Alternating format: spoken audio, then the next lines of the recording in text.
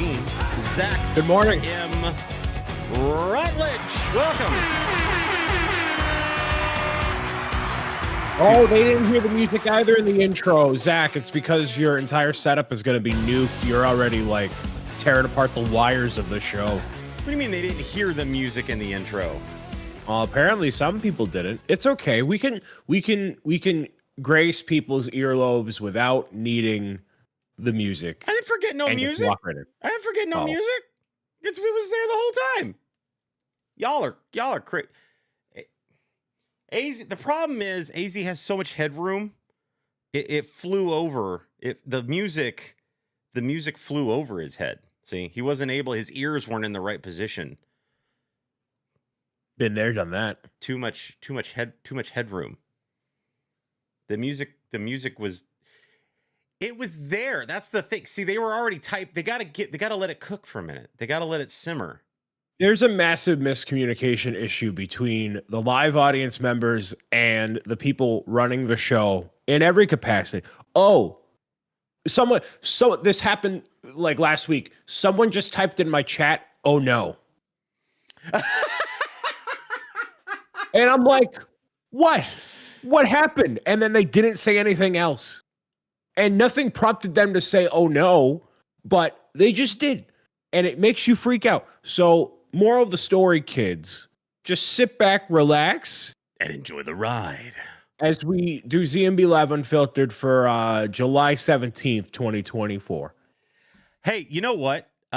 This is show number 32. We've been doing this 32 weeks, Mr. Bricks O'Brien.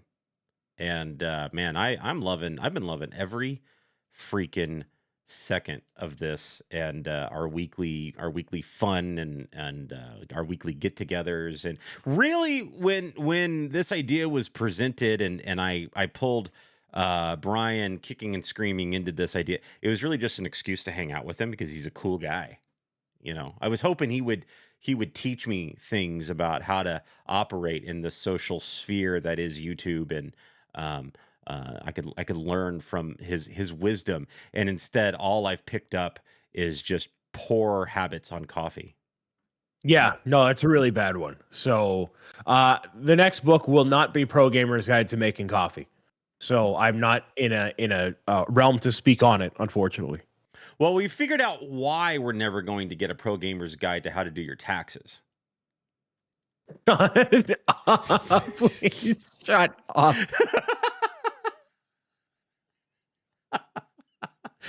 I have too much going on. Although there is that old adage, right? Those who can't do teach. So I guess maybe we should get, a Pro Gamer's Guide to how to do your What's taxes. Your transition into the first topic, Zach? What are we doing? Well, first of all, I want to apologize for what I just said.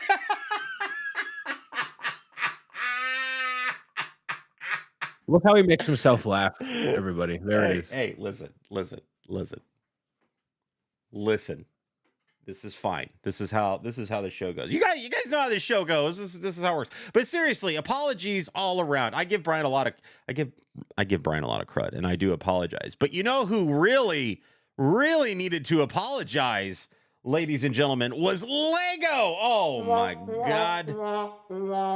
Yikes. Holy yikes. Lego apologizes for copying the design for a Hideo Kojima's Death Stranding gift. Okay, this was big news back when everybody realized that Hideo Kojima had kind of discovered Lego, became an AFOL, was all about Lego. So then the Lego group sent him a fun little gift as a courtesy, saying thank you for joining our AFOL ranks, right? However, the Lego group has apologized for copying a fan's Death Stranding model that was sent to him without permission.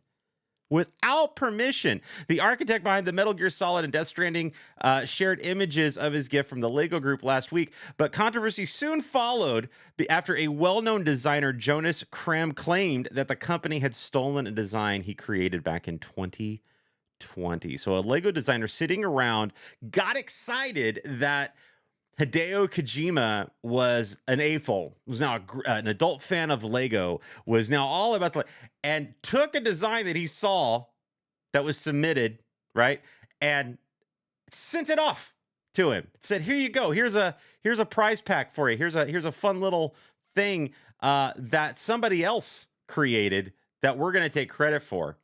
And apparently Jonas took to Twitter real quick and called Lego out on it, and Lego sent an apology. Want to reiterate our apologies for this situation, the company said in a statement to Jonas, which he has shared on Twitter.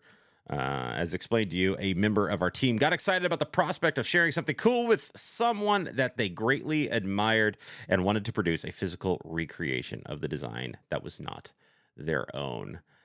Is this the first time Lego's like formally or publicly? I guess this wasn't even publicly apologized because the guy made it public. Like, they sent him a private message, a private statement that he then turned to public. I can't think of a time where Lego ever owned into something like this. It might be. There's a long-standing idea that Lego always has these different things cooking all the time, and a lot of these conflicts happen with, especially with like Lego ideas. Like, you're not the first person that ever came up with an idea for a Deku tree or a Winnie the Pooh house or whatever, right? There's a lot of that stuff that kind of starts on ideas and then comes to fruition with actual Lego. This case is very unique because it was obviously like as you were saying, like a personal gift. So it was not an actual product. So like when you look up Lego Death Stranding, which is very much not a Lego like thing that they would ever make, in my opinion, ever. That is one of the first things that comes up. So why somebody at the company would recreate it and then not send, at the very least, a private message courtesy and say, "Hey, this inspired me to make this," or "We're giving it to Kojima," which would be really cool. Like, I don't know why they would even, like, yeah, some of the most talented designers at Lego, and in some cases, there's only some ways to do certain things at this scale and this whatever, but like, I don't know why they would even come close to making. They could have done something different entirely. Maybe some specialized part for him, because Hideo Kojima is a massive video game developer and fan, obviously, of Lego. So I don't get it at all, really. I mean, it's create a custom, snake or something, right, from Metal Gear Solid, or create a actual Metal Gear mech, right? Like, it was an odd choice for them to quickly jump on, the Death Stranding thing, but it's because they had an idea sitting right in front of their face, maybe, or something that a particular designer saw. Like you said, this isn't the first time we've seen this, though. We see a lot of this interesting inspiration, maybe. I'm not sure what came first, the chicken or the egg here, but like, you get things like the Snow White cottage as an example, is one of the most recent ones to come to mind, right? There were a lot of Snow White submissions done through the ideas program that did not come to fruition, and they all are pretty close and all pretty similar, and Lego's like, nah, we got it, we got our own idea, and it's kind of the same thing. So I'm like, well, what's going on there? It's just they've been called out before, but this is one of the first times where they've really acknowledged, like, yeah, our bad. it's an interesting situation with this. But how do they, because now I feel like people are really going to be scrutinizing this stuff, right, when it comes to the ideas, because of this situation. How do they go forward? How do they progress and say, we're never doing this again, we're not doing this again, when they already are dealing with ideas submissions on properties, but denying those, but then making their own versions of it that are so similar to the ideas? How do they move forward and say that they didn't take those ideas from those other designers?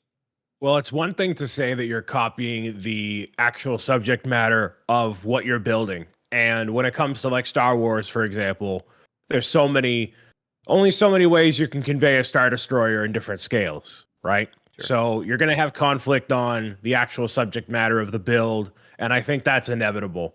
Like, if you ask any Lego fan what they should do for Legend of Zelda, a Guardian, Hyrule Castle, they all come up. This is a recurring thing. It's a matter of the art style, the art direction of the Lego set. And if they wanted to do something different in the case of Death Stranding, you could have made a much larger model, way more effort, obviously, than just copying somebody. But like, basically, the thing that minifigure has on the front, it's like a little baby in a canister. It's very weird.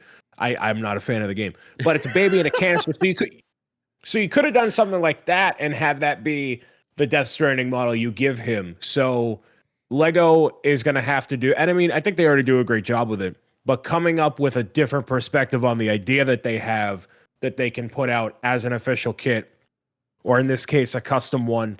And an issue that I have with a lot of Lego, and really a lot of custom Lego especially, is that there isn't a art style with Lego. It's typically taking the thing and making it into Lego, where, like we shared last week with that Mario 64, that is an art style specific to that rendition of Mario, and you can tell, and they're using that with Lego bricks to convey it properly. So I think more of that effort has to come from Lego and develop an even more intricate style. But doing that with minifigures, it's just tough. So having a different perspective is, I think, where they're going to succeed and avoid a lot of that nonsense with ideas and all that. Yeah. Especially recently, there's been some knock on Lego from the social community that maybe they're getting a little too lazy on some of their designs, and the amount of effort they put into them, whether it be, obviously the one topic everybody loves to harp on is the sticker issue versus the printed issue and things like that. But where are the checks and balances with something like this? Like, a designer does this and nobody thinks to look, nobody checks to make sure that, or ask like, hey, where did you come at? Like, they're just so excited. They just ship it out the door without any questions asked. Like, where is frankly, the quality control with, something like this? And it's not just, and yes, I love this quality control image that I have here. This is fantastic. I found the best stock image for this. Where is the quality control now with Lego? Because this seems to be an issue. This seems to be a recurring theme, that there's some kind of quality control issue. Let me put this in a certain way. We have our fingers in a worldwide pie, right? A worldwide pie of Lego builders. We have access to the global Lego community now because of social interaction, social media, right? Things like Twitch and YouTube and Instagram. And so we're seeing a lot more than we did, even 5 years ago, right? And is that because we get it more on a global scale, we're seeing more issues versus 5 years ago, because we have more reach? Or are we actually seeing more issues because there legit are more issues? Are they pushing out too many sets too quickly? We're looking ahead at August. Tons of sets coming out. That could be a qualifier for Lego messing up. They got too much going on. Right? I mean, when you're like, regardless of how big your operation is, there's always going to be mistakes in the pipeline. And the fact that Lego has all these factories working from all different parts of the world in unison and trying to launch everything, like, as much as this is automated by robots and quality controlled by, parts and color and whatever, there's still operational things that are run by humans, and things they get messed up, I think, regardless of how big of whatever you have going on. I think it's just a part of operating a massive business like that. So I don't know about there being necessarily as much of more, but we're definitely seeing more of it in our communities because we know a lot of people, and a lot of people like to speak up about it. I mean, I the only error I've had with a Lego set in the time of me building Lego sets, I believe, for over at least 10 years since I first worked at the Lego store, was I threw out the banners on the Natural History Museum, and that was my fault. So I can't think of many other times where I've encountered an issue with whatever's happening there. Are my instructions crinkled? Is the sticker sheet bent? Sure. But when you're lugging a box on a shipping container across the ocean, stuff like that is going to happen. That's that kind of quality control though too is an issue, and has been an issue. We've seen especially when you look at some of the higher end sets. We talk a lot about the Star Wars UCS sets, right? The Ultimate Collector Series sets that have screens and windows and clear pieces, larger clear pieces like that, see-through pieces that are scratched all to heck because they didn't bag them separately or put any kind of protected coating on them or anything, protective plastic. Part of that's environmental. I think they're just trying to reduce the amount of packaging that they have. But on the flip side, it is a piece that is easily damaged, and it's usually a prominent piece in the set, and that bothers a lot of people. Some of the issues we've seen aren't actually issues with Lego. It's the builder themselves, the one that throws away their banners by accident, or they use they kind of get into a flow and they use the wrong piece too early because it was similar to another piece in that particular bag or that particular kit. I've done that. I've accidentally used a piece earlier on and then thought Lego, kind of boned me on a piece and didn't include it, and instead included this other piece. And as I flip back, I then see where it is.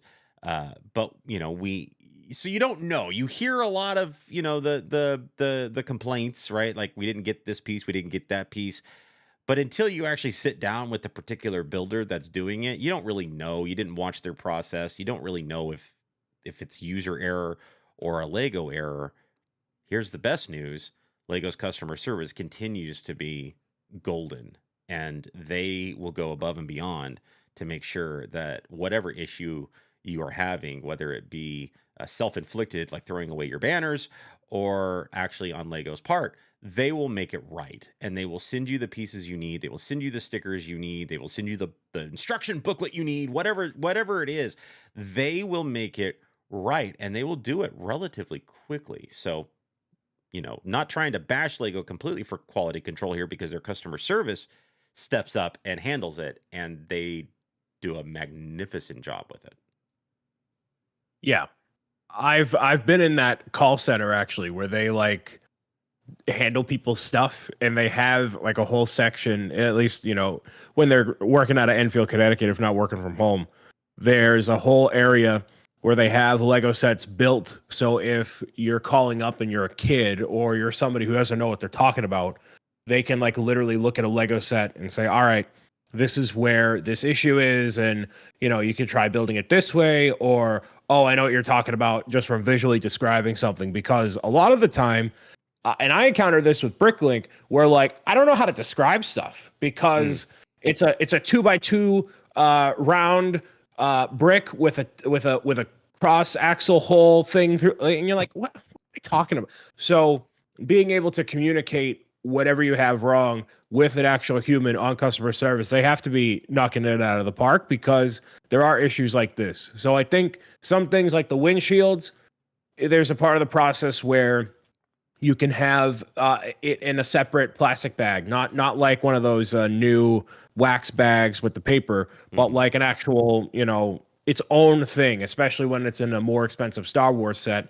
But, if you put all the windshield pieces in one thing together, they're just going to scratch each other. So it's kind of a lose-lose situation. Right. You have to bag them individually, kind of thing, to solve the problem. That, or put a film on them. What I really think is happening, and this is probably just Lego from a business perspective, they're going to continue their operation as they are, and they're going to bank on most people not caring.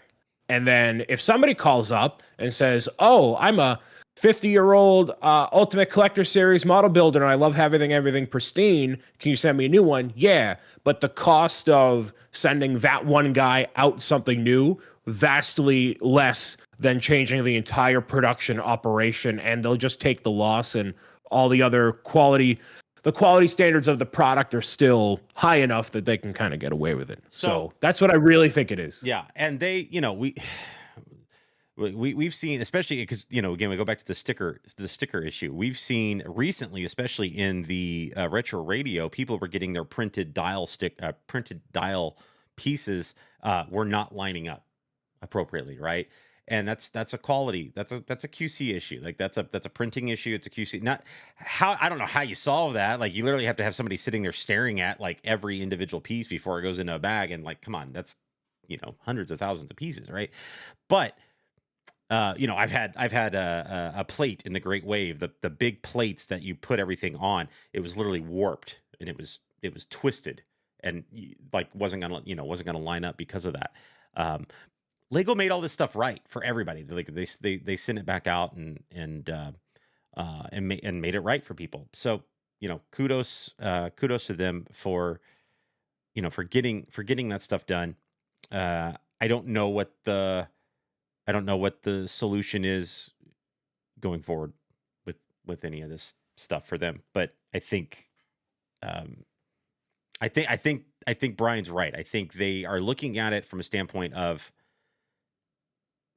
we're gonna, there's like levels of they do the same thing with as terrifying as it is. They do the same thing with aircraft, with flying, right? Like checks have to hit a certain threshold, and as long as they don't have to be perfect, but as long as they clear a certain threshold, they'll put the plane in the air, right? And it's the same way with Lego here. Like they're like, well, realistically, most people are just going to throw it in there and they're not going to realize that you could even call or complain about it or whatever. But the people that do, it's harder for us to do a recall on something or whatever, or acknowledge or apologize for it, than it is to just satisfy the small amount of people that are going to do it. There's one exception. They pulled the Mona Lisa for a quality issue. They pulled I never even heard why they did that. Why? They just pulled it from the release date and said we're gonna push it back 4 months. And nobody's explained why. Lego hasn't explained why, but they claimed quality control issue and pulled it because they had it. Reviewers had it in hand.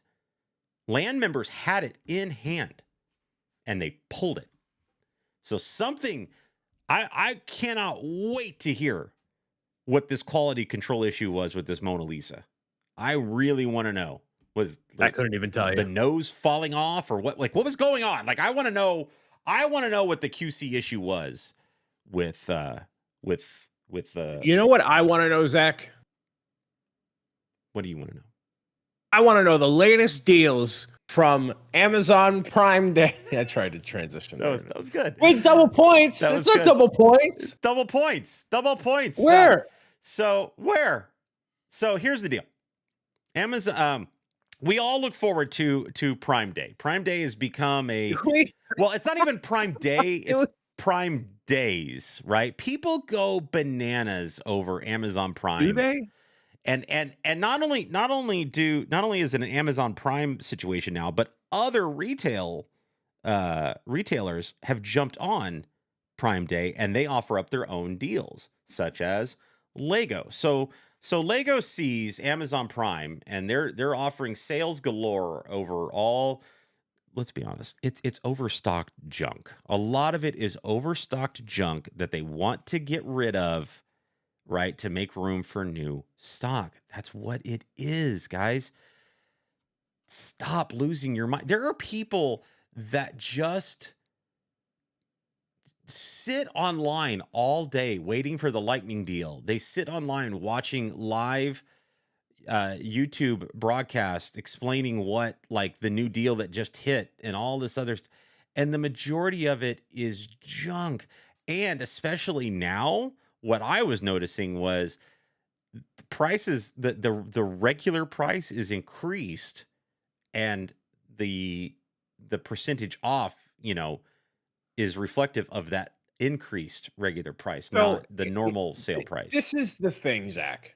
Black Friday makes sense in a lot of ways because it's the end of the year. We want to give people something for extra special for Christmas. Here's a bundle, here's a whatever. They're trying to get everything done right at that end of the year, push it through. It's middle of July. People are going out on vacation. People got stuff going on.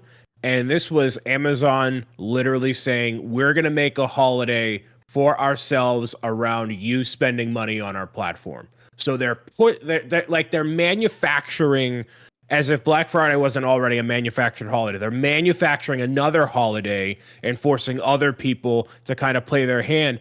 And the deals on Amazon are not amazing, and the deals everywhere else are not amazing. Yeah, I can go to BJ's and get $7 off a $500 Disney gift card. Hey, where's my little twirly thing that I have in the air here, and make myself feel good about my decision to go to Disney? Like, there's nothing substantial that I found either on Amazon or other platforms that's made me really want to pull the trigger. And just like you said, they raise the price up 20% the day before, lower it 20% the next day. So it's all a bunch of nonsense. Look, Amazon is usually pretty good anyway about having pretty much year-round deals on things, right? Like, it's very rare do you ever see something on Amazon that's full price. It's usually got some kind of markdown on it or whatever. Have you heard of camel.com? No. So you can track Amazon prices. Okay. You give any link and it'll tell you this is what it was for the past duration of the product listing. Gotcha.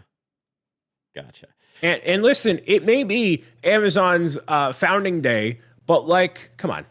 It's still, I don't know. They're still using it as a way. That's fine. They set it as a day that represents something, but it obviously it goes beyond just a day now. It's multiple days. And it's the other retailers that have jumped on to follow suit, right? So Prime Day has become the new Black Friday. However, it's not Black Friday. Black Friday was created as a way at the end of the year for retail shops to get into the black. I mean, that's literally the name. Like, it was a way for them to earn to get their books above the line. That's what they wanted. And it's at the end of the year, so people used it as a way to, help fund and support their holiday shopping needs, right? Great. It was a win-win for everybody. Prime Day as a celebration of their founding, fantastic. But it's the other retailers that are jumping on. Makes no sense. Makes absolutely no sense.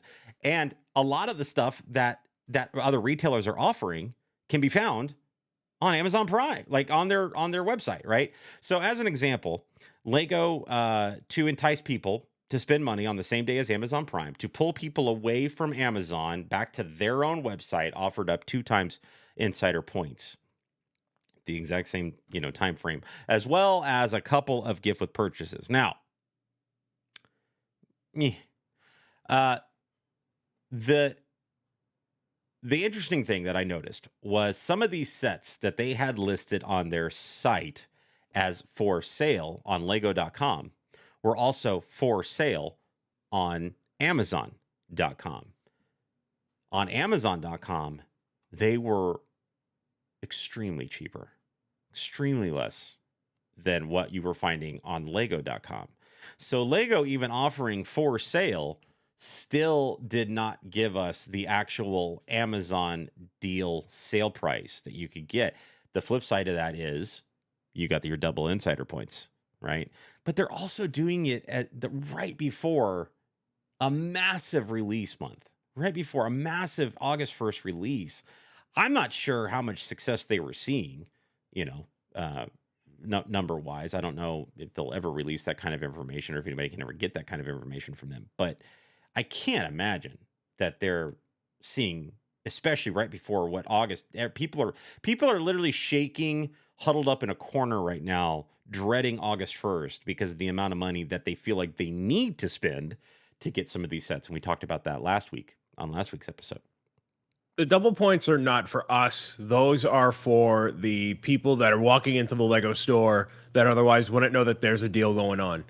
It always amazes me how little, really, technically speaking, how little Lego advertises new stuff coming out on August 1st. Because if you really think about it, on social media, it's really us that look into when the release date is, what the price is, how many pieces. Lego is not advertising this information when they have a new trailer for a new thing. There's no coming on August. You have to go to the Lego website and find it's coming out on that date. And I think that's because a lot of people just wait until Christmas time anyway, or when they see it in Target, and they don't really care about that. So this is not for us. This is for Mima Debbie buying a gift for her grandson's birthday barbecue that's happening next Thursday afternoon. The fact that Lego spends any money on advertising these days is shocking to me. The fact that they get too much to advertise, too much stuff going on. But it's you still see the trailer here or there for a particular Lego set, a launch trailer or whatever for a particular. They have so many people doing their marketing for them these days that all it cost them was sending them the set. Sometimes true with the so like, they don't even and some of these people like us, we talk about stuff. They don't send us the sets. There's a lot of those people as well that are already talking about these sets, right? Or what's coming or what's released or any of that stuff. So you have land members that all it's costing them is the price of actually sending them the set. Then you've got, the people out there that aren't a part of the land that are still talking about all the sets on social media.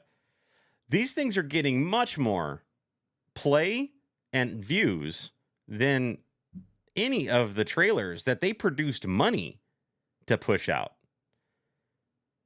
So why spend any money at all on advertising at this point? Lego, you have a built-in advertising avenue with your land members and social media personalities out there that aren't in the land. Y'all have a gold mine out there. Like, man, they tapped into a resource during COVID that I have never seen.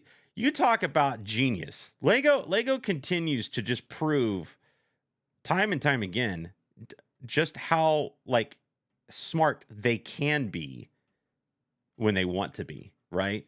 They're not always the most timely, but boy, when they want to be strategic, oh my God, they knock it out of the park. It's incredible what you see. We're not going to get ahead of time. They're not announcing double VIP points and whatever. They're relying on the land members to tell you that. They're relying on social media personalities to tell you VIP double insider points are coming on Prime Day. Like, that information was out there for weeks that Lego didn't put out there. Other people did. They don't need to freaking advertise anymore. It's crazy. It's absolutely bananas. But anyway, Prime Day, there were two things on Prime Day that actually caught my attention from a Lego standpoint, and that was the Boutique Hotel had a heavy discount to it. I think it was like almost 50% off. And man, that thing sold out so quick. I couldn't believe how quickly that thing was gone. It's still available on Amazon, but back at its normal price, right? The other thing, which I was surprised was still available as of yesterday late afternoon, was the Medieval Blacksmith House, which is retired. And if you don't own that set at a heavy discount, what are you waiting on? I don't know if it's still out there right now as of the recording of this show, but that is a set that if you have the funds for and you're not under the gun to buy anything August 1st, get that set. Let the August stuff simmer. Get this set instead, if you can get it at its discounted rate. Because my God, you can't get it on Amazon or can't get it on Lego.com anymore. And this is a set that you should not miss out on. It's sad to see this set retired, because when people build this set, it quickly becomes one of their favorites of all time. And it's sad to see it finally go. So if this is your last chance, and Amazon's giving you a great opportunity to buy this thing at a discount, do it. Don't just open up and leave us on right now. Open up another tab, go to Amazon, see if that blacksmith house or medieval blacksmith house is still there, because my God, that is a set that you don't want to miss out on at all. You know what is coming out August 1st, though, Mr. Bricks O'Brien, that people are going to be storming the gates to get, right? They're going to be knocking people over to get inside the Lego store for this set. Is the travel moment. Can't even say it with a straight face. I don't know about that. I can't even say it with a straight face. The Travel Moment set that we talked about last week officially announced and launched for pre-order, available on Lego.com. So you can actually buy it right now for pre-order if you wanted to. $150, and people are already looking at it going, huh? What? 150? Huh? What? Now, this is a reimagining and smaller scale of the winning Lego Masters set, and actually has the branding on the box that says inspired by Lego Masters. Interesting note that the inspired by Lego Masters branding will only be available to US retails. So, well, actually that makes sense, because Lego Masters, as I understand it, is way more popular internationally than they are in the US. So to like an international audience, that part would be disingenuous, because Lego Masters Australia people would look at that and be like, this isn't from Lego Masters, and then right. So that makes sense. Right. I would imagine that could up the collectability standpoint of this a little bit, where you could potentially get one of each, and spend your $300 and have one that says inspired by Lego Masters and another one that doesn't, and whatever. Can I tell you what this Lego set is, Zach? Please tell me what this Lego set is. This is replacing the world map that came out forever ago in the art style. Yeah. Right. You had this massive map, which was a little bit contentious, but it was all in white. You could customize the ocean to be whatever color you want to. So with it being like this big, this is cashing in on the idea that people had with the original world map, which I built the world map. I really didn't like it, but ended up using the parts for other stuff, whatever. So you can either have this on the table, and you can put your little pictures, tickets, whatever, in those black stands there, which is kind of a cool sentiment, right? Like, I have all the different invitations to major events on my fridge over here, right? So this is like your way of doing that, especially if you travel internationally very frequently. It ends up looking pretty cool in all different ways, right? Mm-hmm. Or you could display it as a world map on your office wall. You have your different locations. You pop down there. Pretty nice. What's really not nice is the price point at $150. I think that's ridiculous. I don't see the value of $150 here. It being an interpretation of a Lego Masters set is a very cool sentiment. And that's something they haven't done for the other teams up until this point. It's only season 4. So Brick and Nick and everybody before out, even though Boone, who actually designed this set, is actually working at Lego. So, he kind of made out on the deal anyways.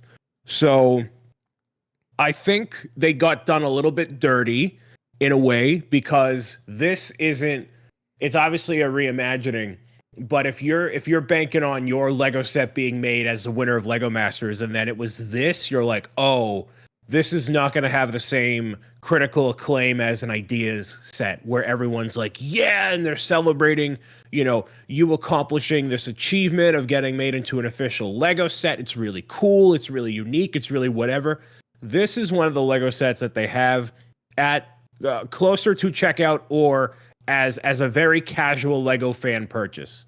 The diehard Lego people who would typically buy like a Winnie the Pooh or a Sesame Street or whatever, they're not the same people that are going to buy the travel moments. So this is for that person in their bunker that has a one-bedroom apartment in Soho that they want to make their setup really nice and classy, right? So I think they got done a little bit dirty on that. I don't know how else you would have interpreted it. I think it's a way to mesh their idea with being a tangible product, but like, it doesn't do anything for me. And I think it's ticking enough of the boxes that they put it out there and it's cool. So, I mean, I don't know if I'd call this even classy. It kind of is. I don't know. It's kind of gross. I mean, when you put the map on the wall, it's it's a map. Like you mark off where you've been. It's in full color this time. You can attach your pictures. And I mean, the sentiment I think is cool, but the price point is what's really killing it here. I mean, you're I'm not really marking off where you've been. It literally has a fixed area where you put your pictures. So it's really just a display for pictures potentially of where you've traveled. You can't actually put it anywhere on the map. It's just there. And I meant the little 1x1s. Oh, those. Yeah. Okay, gotcha. Yeah. The 1x1s. I'm sorry, I thought you meant the pictures.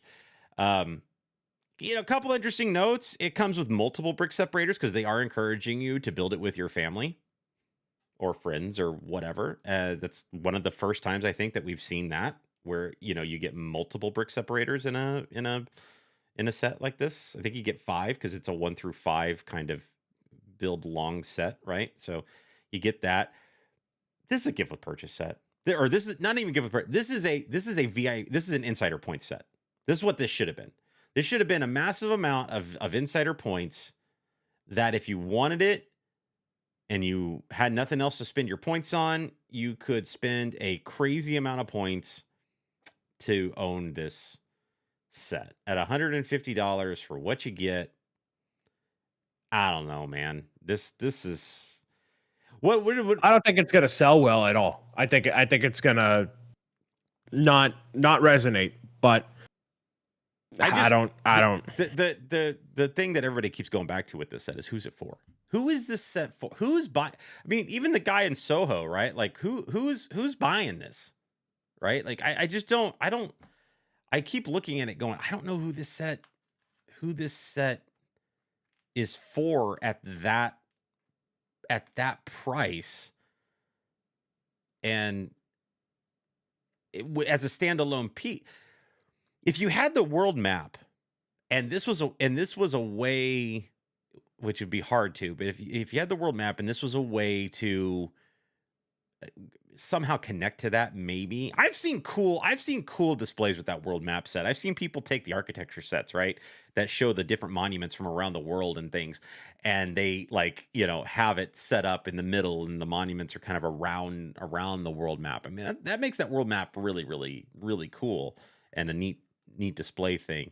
And I've seen people utilize the world map in an interesting way, kind of similar to this, where you're marking things on that world map in a much easier way to distinguish where you've been. At a much smaller scale like this, you're not going to be able to, it's going to be hard to mark a bunch of different states in the United States if that's only where you've been, right? Like it's going to be hard. It's going to be hard to pick out specific points across the globe internationally where you've been because of the scale of this. So it's just, I kind of look at it and go, what's going, I just don't understand what's going on with this. And it's a neat idea. It's an interesting reimagining of this, and I'm still curious. Maybe you can help me with this. Was it known ahead of time during this season of Lego Masters that the winning team would have their set turned into reimagined as a Lego set? I think maybe going into the final rounds. Yes, but not at the. I did not watch season 4, so I don't know. Well, there you go. I watched seasons 1, 2, and obviously 3, but I've not watched season 4. So, well, let's talk about Lego Masters a little bit in general, because that's something we've never really done on this show. Is AFOLs hate Lego Masters? They despise this why show. Why do AFOLs hate Lego Masters? Explain to me why. Because it's not a Lego building competition. Then how would you? It's not. Then it's a Lego mixed reality TV show. It's a reality show. There you go. Yeah, it's There on you like if you just made a building competition and put it on cable TV, it'd be the most boring thing out there. So they obviously got to pizzazz it up with, you know, the antics and a little bit of drama and a little bit of whatever. They're not just going to have the best builders on there because the best builders are locked into building the best thing, not being entertaining for a wider audience. Yeah. Of course it's a reality TV show. So share some insight here with Lego Masters. So it's a reality show that is based around the idea of a Lego building competition, right? So Yes. it's the same thing you see with like the different chef reality shows that we see, the cake bake, right, shows that we see. It's the same scenario. It's just they find people that actually have skill, and a lot of them have really good skill, but also are good personalities that will work well on television. So explain kind of elaborate a little bit more on what Lego Masters really is for people that maybe haven't watched it yet. Yeah, so it's definitely meant for a casual audience. It's meant to be what follows The Masked Singer or whatever they're going to be having in the fall, which is a typically pretty highly viewed segment in Fox TV, and it airs on Hulu afterward, at least in the United States. So what's important to realize about this too, this started internationally, and then they brought it to the United States. So Lego Masters in Australia is very different from Lego Masters in the United States. New Zealand shares a lot of similarities with Australia, so on and so forth. Those shows generally focus on the builds and really showing everything in a 360 view once the things are done. You're getting more of the process of how these things are built as the show is going on. You have a host that is, I think Will Arnett is an inherently bad host, but you're having somebody who is, I guess, a bit more detail oriented when it comes to the process. Like it's just more involved when you're talking to designers on the show, and really an emphasis on building each other up instead of it being like, okay, how can I stir the pot for this other team and kind of put myself ahead. So it's very much Americanized in the United States. That's what we see on other reality TV shows, on the news, social media. This is all kind of a similar cloth. So in the United States, it's very much like, how can we make this loud and quick and engaging for everybody? Because this is the show that families are sitting down to watch together. And I know this from like firsthand accounts at like Brick World Chicago, when you're talking about like, oh, how do I make an animation? How do I go about doing this? The process of it is so unbelievably boring to sit there and listen to for an hour or 2 hours. So they're cutting it down and making it very digestible for a very casual audience. So when you go to Brick World Chicago, a lot of those AFOLs, they don't necessarily care about your street cred as a Lego master, but seeing kids and families walk up and be all about everything that you did on the show, it's just a very contrasting perspective from the two sides of the coin. How do they pick those participants? They pick the participants, from what I understand. You have to have a gimmick. Absolutely have to have a gimmick. You are the Canadians, you are the Bostonians, you're the grandpas, you're the grandmas, you're the whoever, whatever. There needs to be something that they can facilitate, or you facilitate as an idea that people can latch onto. Something that is a common denominator with the people that are watching the show. And that is part of what makes reality TV, tick for people. Who can I invest in as somebody who's watching this show? So they very much so look for that. They look for people. I don't even want to say they have Lego building experience. You could have built 2 Lego sets in your life, but if you like Lego and you're willing to learn a bit of the systems and a bit of the things, they will educate you on how to build Lego. So you really need to have a personality that not only matches what they're looking for, but also matches what the people of America could potentially resonate with. And that is not everybody who's a Lego builder, which is why it's less of a true building competition. But that's primarily the US based version of this, right? They're the international versions, they're looking more for the Lego builder. I think I would say so. I think that they have a different tone in general. So there's obviously exciting and hype moments in the Australian version of the show and elsewhere, but it is not built up to the same degree that it is in America. So I think your building skills need to carry you maybe a little bit more so, but it's still, you need to make an entertaining TV show. And if you have a personality of a board, you know, they're not going to bring you on no matter how good you are at Lego building. It's just a matter of fact. So what's our thing when we submit to be on the show? We're just the good-looking We're the white obnoxious boys? piles of garbage. We're the we're the people who think we have it all. And the people that will, you know, we will put up the narrative of us messing each other over and other teams over for the sake of getting ahead. We'll be the hot shots. Or the pot stirrers. The pot stirrers, yes. The poop slingers. The poop slingers. There we go. There's our team name, the poop slingers. I like it. I think, no, real talk. I think, okay, so originally, said this a bunch of times before. Like, if I were to go on Lego Masters, I would have wanted it to be with Nick because I really, you know, connect well with him. And like when we are in an environment together and we build and go, like we kind of like play off each other really nicely. It works out. But obviously that didn't end up being the case. So if there were to be anybody else that I would go on Lego Masters with, it would definitely be you because you have a personality and you can carry. And that's all you need, Zach. That's really, and like we've had more experience. I can click bricks together, baby. I can't guarantee they're going to make anything, but. And you know what? That takes you a lot further in this life than I think a lot of people understand. So I'm just going to be the guy. Here's what I'm going to do. I would be the guy that just walks around to all the other teams, right? Just kind of walk behind it. Brian's over there working, right? Brian's over there working on his set, and I'm just making my rounds, and I'm just walking over behind people going, and then that's it. And I walk away. And that mind game, just that worm that just dug its way in there, right? And now they're like, what does that mean?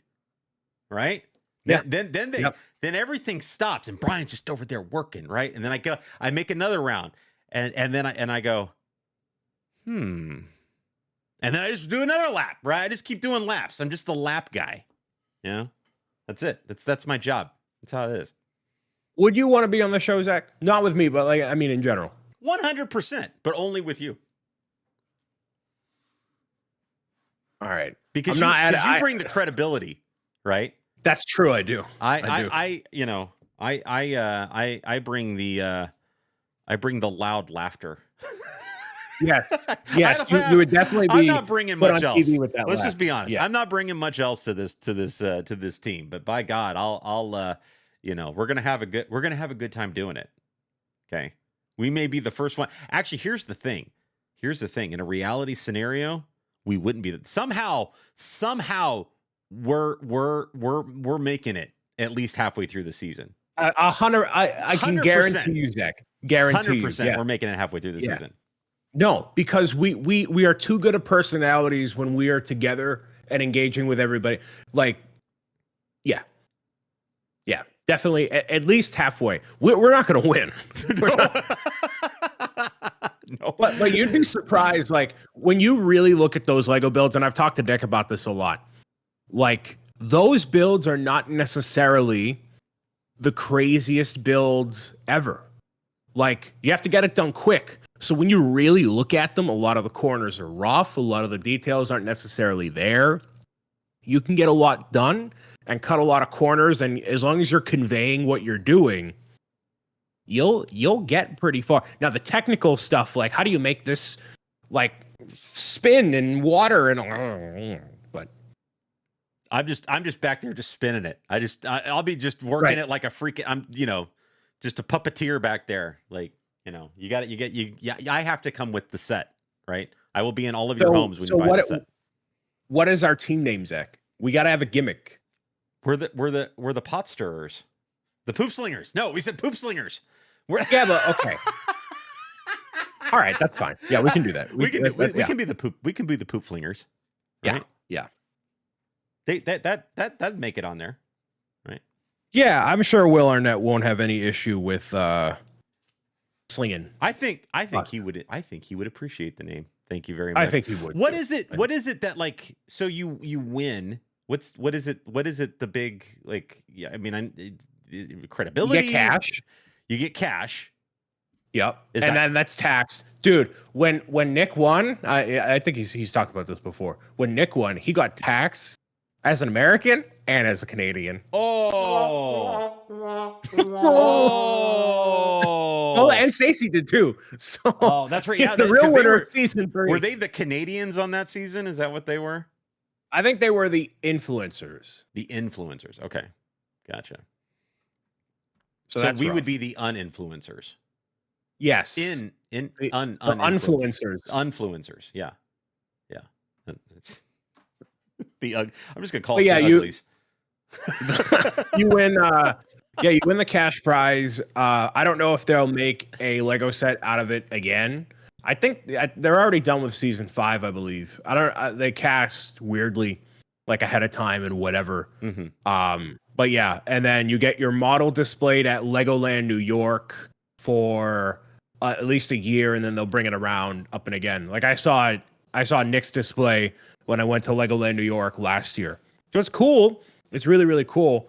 Now, does it do more beyond that? Does it like elevate your status as a Lego builder within the community? No, definitely not at all. Mm-hmm. Does it unlock more opportunities? I guess it's similar to like a YouTube or a Twitch or a Elgato or a Hot Pockets partnership, ambassadorship, whatever. It's what you make of it. It's what you're after. Some people end up going to work at Lego. Some people don't bother with it at all, and they just remain under the radar. I think if you win Lego Masters, you're pretty much a guaranteed seat in Denmark. If you want a job, you can just apply and you're good. Mm-hmm. I mean, Boone did it, and plenty of other people that didn't win first place are also Lego designers as well. So I think it's a fast track for that. I know I'm definitely not after that, and I'm going to take a guess and say you aren't either, Zach. So, whatever. Give me a seat at the table. Here's what I want to be. I want to have a seat at the strategic planning table.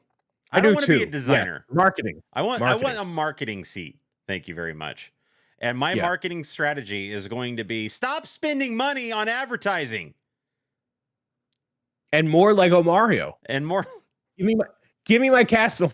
Give me my castle, you cowards. You cowards. I will find a way to put that Peach's castle as a reference in every build we do. On Lego along Masters. With along with castle. Mr. Brian, the Pet Pals. Yeah. Yeah. Every set. I love that. Every Lego Masters build that we do is going to have a representation of Peaches. I like that. That's a spectacular idea, Brian. I love that. Well done. I do too. Well done. So as a wrap up for this particular episode, we're coming up, as we keep talking about, on August, and a lot of wild stuff happening in August. Obviously, we have a plethora of August Lego releases happening that first week and weekend of August, and wallets are going to be crying all over the globe. One of the things that's happening around here in August, starting on August 7th, we're actually going to be changing times from 10 a.m. to 11 a.m. Eastern time. So we're going to still be on Wednesdays, every Wednesday, but instead of 10 a.m. Eastern time, it will be 11 a.m. Eastern time. And of course, like normal, all of our shows are going to be archived and on display here on YouTube. So if you're not able to make the live show, you're still going to be able to get to it. You're still going to be able to catch us on all the podcast channels, Apple Podcasts, Spotify Podcasts, etc. But the big change is that starting August 7th, the timing of the show will change from 10 a.m. to 11 a.m. Eastern time. That's just going to help out our West Coast folks. Get up a little bit. You don't have to get up as early to catch us in the morning. You're going to have more time to get your 4-day-old coffee in your cup, and sit down with us and catch the show. But mark your calendars for August 7th, time change, 11 a.m. Eastern time, and we'll continue to remind you guys via this show and via social media and so on for the next few weeks as we lead into that. But that's not the only thing that's coming up. Mr. Bricks O'Brien, you've got some special stuff happening here relatively soon. Oh, when do I not? When do you BobCon is coming up next weekend. So it's a all digital convention I'm hosting. That was a stretch goal as part of the Pro Gamer's Guide to Making Friends Kickstarter. So basically 3 days of playing games alongside the community. There's some awesome reveals and announcements and stuff from me, as well as the World of Pro Gamer's Guide. And overall, just like an action-packed weekend. It's happening the same time as San Diego Comic-Con. So obviously you're not going to San Diego because that's a lot of headache and heat and money. So just hang out on the live streams all weekend long. I'm going to be broadcasting on Twitch and on YouTube. You can get a BobCon guest pass if you want to help support the development of BobCon and get some really cool rewards, including this actual physical guest badge like you would get at an actual literal convention with the hours and everything on the back. So cool little merch items and stuff to help support the show, and overall just hang out. And I got a lot of giveaway prizes and a lot of cool stuff cooking. So stop by, say hi. So just to clarify, so the actual BobCon itself, if you want to watch digitally, is free. But you can buy the guest badge, which unlocks extra things. Yeah, so you'll get an actual shipment of goodies that I'm actually waiting for that to arrive. There's like collectible cards that go with it, including a 1x8 brick badge of BobCon. So you get like you would go to a Lego convention and have that. And then, yeah, it's basically like a fast pass system. So a lot of the time when I play like Super Smash Bros., the lobby fills up immediately. So if you want to get in first, get in early, then the guest pass helps kind of mitigate that, and it helps support the show. Because it's literally, I think it's 16... It's like 21 hours of live streaming for the weekend of me just constantly changing and doing things. So it's like amazing. You know, it's a lot of stuff. I love it. And that's next weekend, folks. So be there. Yeah, man. Be square. Get your badges early. And I'm sure Brian will be linking that in the description below where the people can click and get badges. Yeah. So there we go. Well, Mr. Bricks O'Brien, thank you so much for another amazing, absolute incredible, stupendous, spectacular episode of Z&B Live Unfiltered. Don't forget to start campaigning for Zach and Brian on Lego Master season 17 or 5. Whatever. 5. No, 6. 6. They already did 5. Oh, I think okay. 6. There you go. And look for us next week, next Wednesday at 10 a.m. Eastern Time back here on YouTube. Don't forget to subscribe, like, comment, do all the YouTube-y things, and find us over on podcast channels like Spotify and Apple Podcast. Until next week, everybody, thank you so much. Bricks O'Brien, I'm ZachMRutledge. Bye!